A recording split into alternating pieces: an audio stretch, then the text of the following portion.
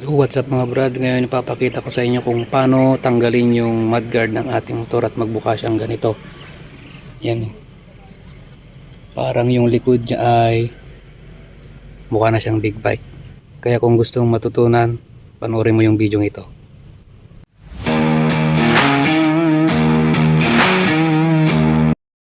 Para matanggal natin tong mudguard sa ating motor mga brad ay gagamit tayo ng Allen wrench.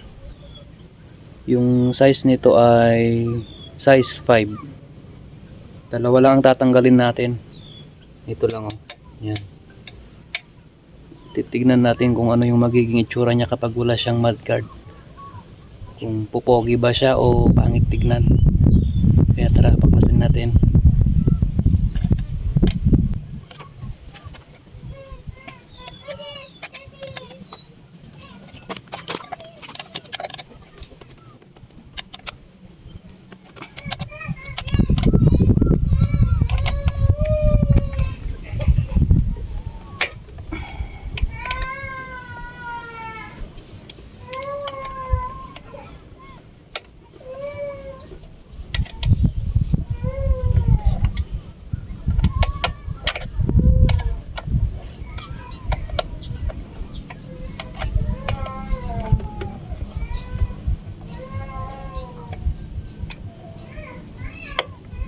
So, bali naisipan ko siyang tanggalin kasi tag-araw naman na, hindi na tag-ulan, kaya hindi na tayo masyadong mahihirapang maglinis.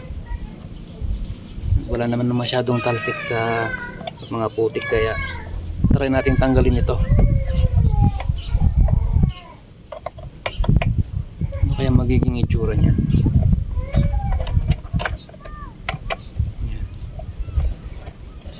Tanggal na yung mga bolts mga brad.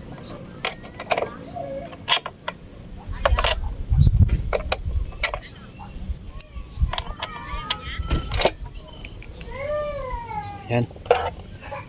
Tanggal na natin. Pakita ko sa inyo yung itsura.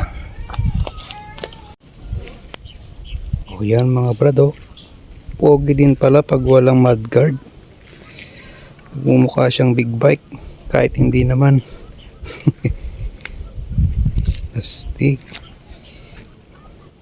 Yan. Yan ang itsura ng ating Kawasaki RS200 kapag walang mudguard mga brado.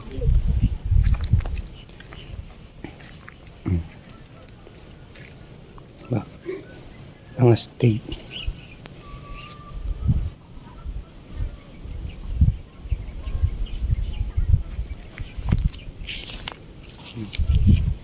Laki ng gulong.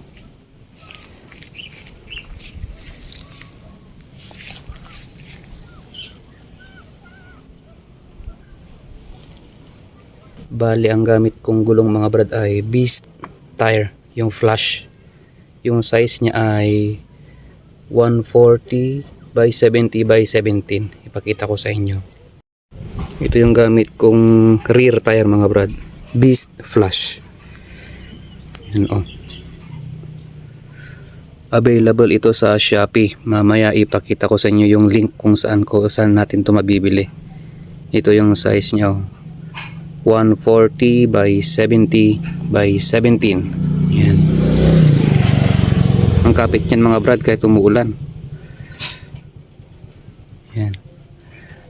Bali mag-iisang taon na itong gulong na ito sa akin. Ang kapal pa oh. Makapal pa rin. Pwede siya sa daily use. Bali Beast ang gamit ko, harap at likod. Pakita ko din sa inyo yung harap. So ito naman yung front tire natin mga brad. Oh, yan oh, makikita nyo. Beast flash din siya mga brad. Yung size nito ay ito 100 by 80 by 17. Yan.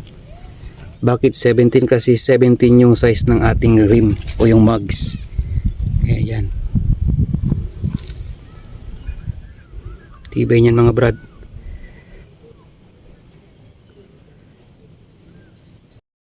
Sa mga nais mag-avail ng Beast tire mga brad ay nandito lang sa taas yung link kung saan natin mabibili.